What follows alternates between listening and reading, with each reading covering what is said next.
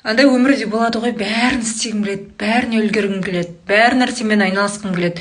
Еще бар ғой, ана сол айналысып жатқан ісіңіздің барлығы результат береді, барлығы қолыңыздан келеді. Но бір нәрсе шаруа бастаймын десеңіз, ол шаруаңыздан тез жалығып кетесіз, бірақ бірнеше шаруаны қатар алып жүре берсем дейсіз, иә. Бұл адамдар білесіз ба?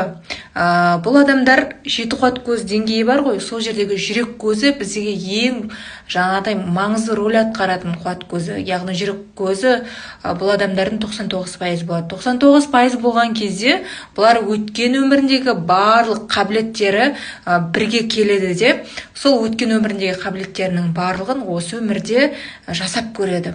Яғни барлық іске қабілетті болып тұрады, анаумен де айналысқысы келеді, мынаумен де айналысқысы келеді.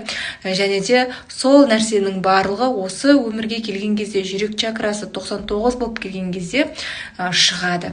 Сондықтан да сіз ойламаңыз, мен неге ондаймын деп, себебі сіз барлық өміріңіздегі шығармашылықтарыңызды осы өмірде өткеріп жатырсыз, осы өмірде көріп жатырсыз. Сондықтан да оны осылай қабылдаңыз.